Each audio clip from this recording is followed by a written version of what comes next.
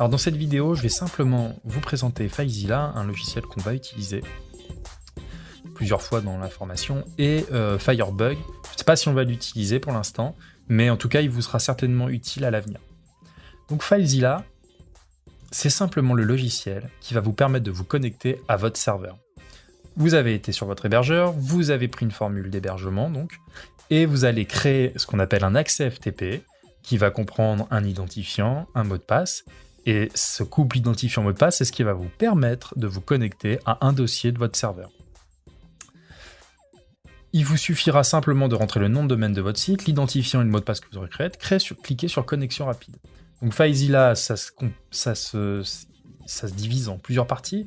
Ici, là, vous aurez dans cette petite partie-là, vous allez avoir des informations qui vont vous dire connexion établie, connexion à tel dossier, enfin ce genre d'informations. Ensuite, dans cette tranche-ci, c'est votre site local. Ce qu'ils appellent le site local, finalement, c'est votre ordinateur. Donc là, vous voyez que je vois le dossier desktop, qui veut dire bureau en anglais. Si je clique dessus, je vois bien que le contenu de mon dossier bureau, qui est en fait cette partie-là, je vois le dossier Omega, je vois le dossier Windows. Là, on ne voit pas que c'est un dossier, puisque c'est une icône, mais c'est bien un dossier à la base. Si je clique sur Download, je vois le contenu de mon dossier téléchargement. Voilà. Et ensuite, la partie du dessous, elle est divisée aussi en deux parties. Ça sera le site distant. C'est-à-dire qu'une fois qu'on se sera connecté à notre serveur, en ayant rempli les bonnes informations ici, on verra les dossiers présents, ou pas, s'il est vide le dossier, les dossiers présents sur notre serveur. Voilà pour FileZilla. Ensuite, je veux juste vous présenter donc Firebug. Firebug qui est une extension pour Firefox, qui existe aussi pour Chrome, mais qui est bien plus performante dans Firefox. Donc ça s'installe simplement en allant dans Outils, module complémentaire, c'est gratuit, vous allez dans Catalogue, vous tapez Firebug, et ensuite dans Extensions, apparaîtra votre Firebug. Il faudra peut-être redémarrer votre navigateur. Voilà. Donc Firebug, une fois qu'il est installé, il apparaît sous forme d'un petit cafard en haut à droite. Il suffit de cliquer dessus pour qu'il se mette en couleur, et on voit ce panneau en bas qui s'affiche. Donc, partie gauche du panneau, c'est le code HTML de la page actuellement affichée. Partie droite, c'est le code CSS de l'élément actuellement sélectionné dans la partie gauche. Je m'explique. Grâce à cet outil, vous allez pouvoir survoler les éléments HTML de la page. Là, j'ai par exemple survolé le logo Google. Je clique. Automatiquement, je vois que dans mon code HTML, l'élément cliqué correspond à cette partie-ci. Une balise div qui a un ID logo, etc., etc. Si je clique donc dessus, je vois qu'à droite, j'ai du code CSS qui correspond à cet élément. Je vois qu'il y a une hauteur, je vois qu'il y a une largeur. Là, je vais m'amuser à faire disparaître le logo Google.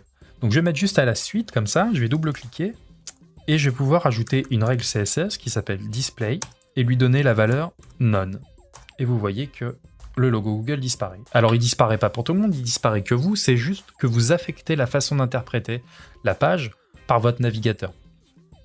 À quoi ça sert? Ça sert simplement quand on veut faire des retouches stylistiques sur un site, comme on manipule des données qui sont très abstraites comme des pixels, des couleurs en hexadécimal, c'est pas évident de se rendre compte de l'impact que va avoir visuellement l'idée qu'on a. Donc on travaille avec Firebug pour pouvoir avoir une sensation palpable des idées qu'on a. De se dire si cet arrière-plan il est plus blanc, il est vert, est-ce que ça va rendre bien ou pas? Bon bah vous le testez ici, si ça rend bien, vous allez le reporter dans votre feuille de style. Ça sert aussi de console JavaScript, mais on n'abordera pas cet aspect technique dans cette formation.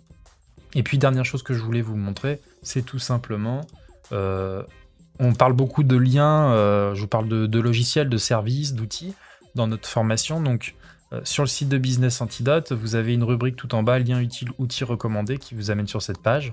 Ce sont des liens d'affiliation, ça veut dire que si vous cliquez, la société vers laquelle vous allez être réorienté va savoir que vous venez de notre part, et nous allons être, ou non, parce qu'ils ne sont pas tous des liens d'affiliation, rémunérés, c'est-à-dire qu'une proportion de ce que vous allez acheter si vous achetez va nous être reversée. Après, ça dépend vraiment des sociétés, en l'occurrence. chaque service a sa façon de gérer l'affiliation. Donc, nous, on recommande que des produits et des services qu'on estime être utiles et performants. Et voilà, c'est dommage de faire de la pub pour des sociétés avec qui on n'a rien à voir et de pas profiter de ce système-là. Il existe, donc on en profite. Pas de langue de bois à ce sujet.